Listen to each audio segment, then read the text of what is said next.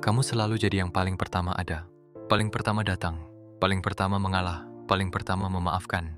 Tapi ada satu pertanyaan yang mungkin belum pernah berani kamu tanyakan pada dirimu sendiri. Apakah mereka ada untukmu, atau mereka ada karena mereka butuh sesuatu darimu? Dua hal itu terdengar mirip, tapi bedanya menghancurkan.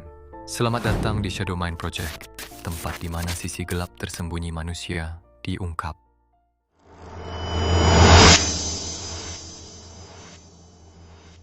Ada satu peran yang tidak pernah dipilih siapapun secara sadar. Tapi entah bagaimana, selalu ada satu orang yang mengisinya di setiap hubungan. Orang yang selalu mengalah, orang yang selalu memahami, orang yang selalu ada, bahkan ketika tidak ada yang memintanya. Psikologi menyebut pola ini sebagai orang yang secara tidak sadar dikondisikan untuk menjadi pihak yang selalu berkorban. Dan yang paling menyakitkan, mereka tidak pernah merasa dipaksa. Mereka melakukannya atas nama kesetiaan, atas nama cinta, atas nama itulah yang dilakukan orang baik. Di video ini kita akan membedah tanda-tanda bahwa kamu mungkin sedang menjalani peran itu tanpa pernah ada yang memintamu berhenti. Karena orang yang paling sering dikorbankan adalah orang yang paling tidak pernah menyadarinya. Selama 3 tahun, Rifan selalu menjadi tempat curhat sahabat-sahabatnya. Tengah malam pun dia angkat telepon. Rencana pribadinya dibatalkan berkali-kali demi menemani yang lain. Tapi suatu malam, Rifan yang menangis. Rifan yang butuh didengar. Dia kirim pesan ke grup, tidak ada yang membalas malam itu. Keesokan harinya, satu persatu memberi respons singkat. Sabar ya, lalu kembali bercerita tentang masalah mereka sendiri. Rifan tidak marah, dia hanya diam. Dan dalam diamnya, ada sesuatu yang runtuh.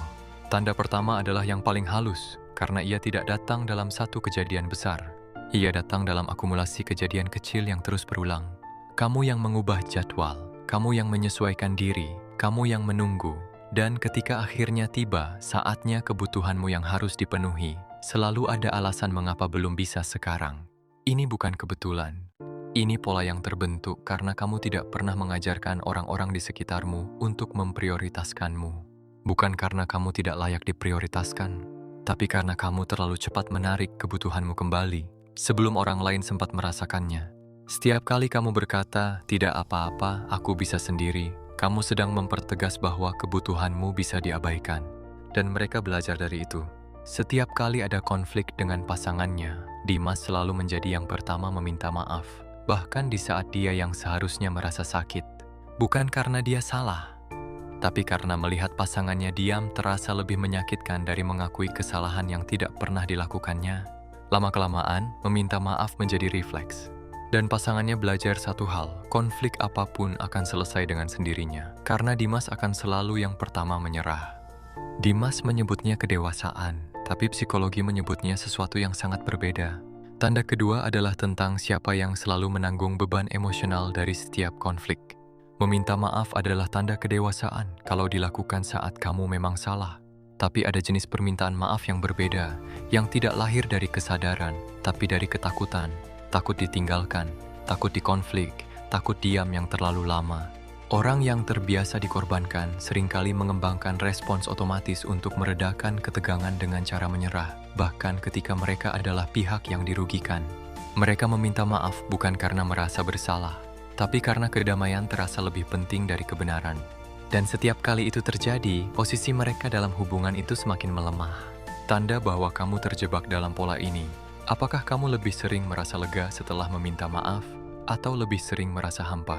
Kalau jawabannya hampa, kamu tidak sedang berdamai. Kamu sedang menyerah. Setiap kali Satria mengungkapkan bahwa sesuatu menyakitinya, jawabannya selalu sama. Kamu terlalu sensitif. Aku cuma bercanda, kenapa dibawa serius? Kamu selalu dramatis. Lama-kelamaan, Satria berhenti mengungkapkan perasaannya. Bukan karena perasaannya hilang, tapi karena ia sudah terlalu lelah untuk mempertahankannya. Dan orang-orang di sekitarnya menyebut Satria sebagai orang yang easy going dan tidak ribet. Mereka tidak tahu bahwa Satria hanya belajar untuk diam. Tanda ketiga adalah bentuk pengorbanan yang paling tidak terlihat karena ia terjadi di dalam. Ketika seseorang terus-menerus merespons perasaanmu dengan kamu lebay, yang sedang terjadi bukan koreksi. Itu adalah proses pembungkaman yang sistematis. Orang yang terus-menerus diinvalidasi akhirnya mulai meragukan persepsi mereka sendiri. Mereka tidak lagi percaya bahwa apa yang mereka rasakan adalah valid. Mereka menjadi lebih mudah dikendalikan, lebih mudah dikorbankan. Karena seseorang yang tidak percaya pada perasaannya sendiri tidak akan pernah cukup kuat untuk mempertahankan batasannya. Pertanyaannya, kapan terakhir kali kamu mengungkapkan perasaanmu dan benar-benar didengar? Bayu sudah berencana mengambil kursus yang sangat ia impikan selama bertahun-tahun. Sudah ditabung, sudah didaftarkan.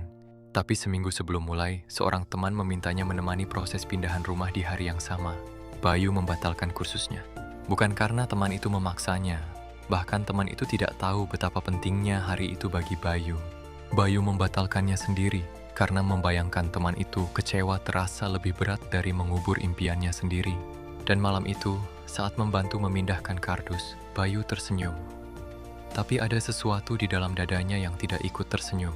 Tanda keempat adalah akar dari segalanya. Orang yang selalu dikorbankan bukan karena lemah. Mereka dikorbankan karena mereka terlalu peduli pada orang yang tepat, tapi dengan ukuran yang salah. Ada perbedaan besar antara empati yang sehat dan empati yang menghancurkan diri sendiri. Yang pertama, membuatmu bisa merasakan apa yang dirasakan orang lain tanpa kehilangan dirimu. Yang kedua, membuatmu tidak sanggup melihat orang lain tidak nyaman, bahkan ketika kenyamanan mereka harus dibeli dengan pengorbanmu sendiri. Pertanyaan yang perlu kamu jawab dengan jujur, berapa banyak keputusan dalam hidupmu yang kamu buat bukan karena kamu mau, tapi karena kamu tidak tahan melihat seseorang kecewa? Untuk pertama kalinya dalam hidupnya, Nabil memutuskan untuk menolak permintaan tolong dari seseorang yang sudah berkali-kali memanfaatkannya. Ia menutup telepon, lalu duduk diam. Dalam hitungan menit, ada rasa tidak nyaman yang menguasainya, bukan marah, bukan lega, tapi rasa bersalah. Ia merasa seperti orang jahat, padahal ia baru saja melakukan satu hal yang belum pernah dilakukannya selama bertahun-tahun. Memilih dirinya sendiri. Tanda kelima adalah yang paling menyedihkan. Karena ini artinya pengorbanan sudah menjadi identitasmu. Ketika kamu akhirnya memilih dirimu sendiri, dan itu justru terasa salah, itu bukan tanda bahwa kamu egois. Itu tanda bahwa kamu sudah terlalu lama diajarkan bahwa kebutuhanmu sendiri adalah sesuatu yang harus kamu minta maaf. Rasa bersalah itu bukan suara nuranimu, itu suara dari semua conditioning yang pernah kamu terima. Dan selama rasa bersalah itu masih lebih kuat dari rasa hormatmu pada dirimu sendiri, kamu akan terus menjadi orang yang dikorbankan. Bukan karena tidak ada pilihan, tapi karena kamu belum percaya bahwa kamu layak untuk memilih. 5 tanda itu sudah kamu dengar. Dan mungkin saat ini ada sesuatu yang terasa berat di dadamu. Bukan karena ini menyakitkan, tapi karena ini terasa sangat familiar. Aku tidak akan bilang mulai sekarang berhenti berkorban. Karena bukan itu yang perlu kamu lakukan. Yang perlu kamu lakukan adalah belajar membedakan satu hal. Berkorban karena kamu memilih, dan berkorban karena kamu tidak tahu cara lain. Yang pertama adalah kekuatan, yang kedua adalah penjara. Kamu berhak untuk hadir dalam hidupmu sendiri, bukan hanya di hidup orang lain. Kamu berhak untuk didengar, bukan hanya mendengarkan. Untuk dipilih, bukan hanya dibutuhkan. Untuk dirawat, bukan hanya merawat. Dan satu hal terakhir sebelum video ini berakhir, orang yang paling jarang memprioritaskan dirinya biasanya adalah orang yang paling layak untuk diprioritaskan. Tapi tidak ada yang akan tahu itu sampai kamu sendiri yang pertama kali mempercayainya. Selamat datang di sisi gelap yang jarang dibicarakan, tapi selalu ada di sekitar kita.